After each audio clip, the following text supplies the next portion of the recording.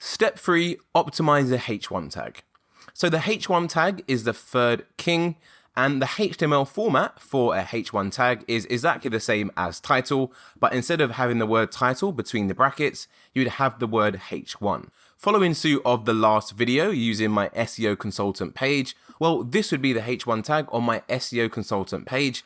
It's the text right at the top of the page. What's really important to note is that some themes actually convert your title tag into a H1 tag as well, meaning you have one title tag which also acts as your H1 tag. If that is the case for your specific theme, then don't worry about it, as lots of themes have seemed to be doing this recently and they still rank absolutely fine. However, if your theme does not do this, then you definitely want to go ahead and add an H1 tag, as you can target more keywords.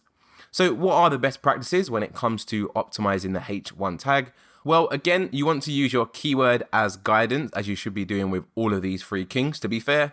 But your H1 tag should be different to the title tag. Again, if your title tag automatically converts into a H1 tag, then that isn't possible for you. But again, don't worry about it. It's not the end of the world. The second thing to note is that it can be similar to your title tag, but try to mix up the words and include different variations of the same word. And you can also target secondary keywords in there as well. The third thing to note when it comes to the H1 tag is there should only be one H1 tag per page. Again, I've lost count of how many websites I come across that have multiple H1 tags. Your H1 tag is the main heading of your page. If you have multiple H1 tags on your page, then you're basically telling Google your page is about multiple things. You don't want to do that, so make sure there's one H1 tag per page on your website.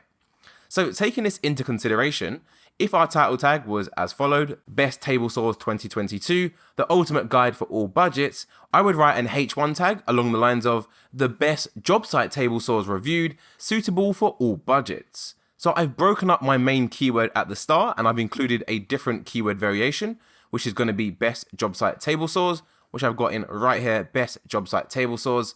I've also got the word reviewed in there, which allows me to target these keywords towards the bottom, reviews on table saws.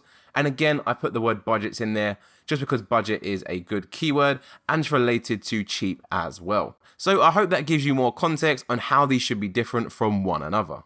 So over to the real-time walkthrough.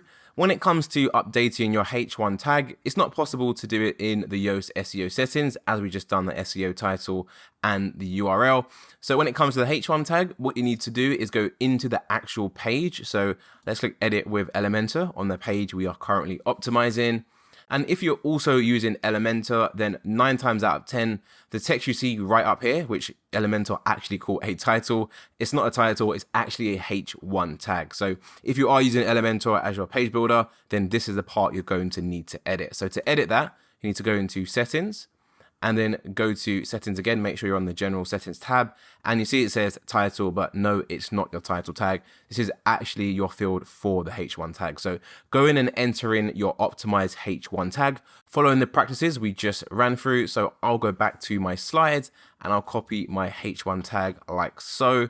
Go in and copy it in like so, and then simply click update. And just like that, our H1 tag on our money page is now perfectly optimized.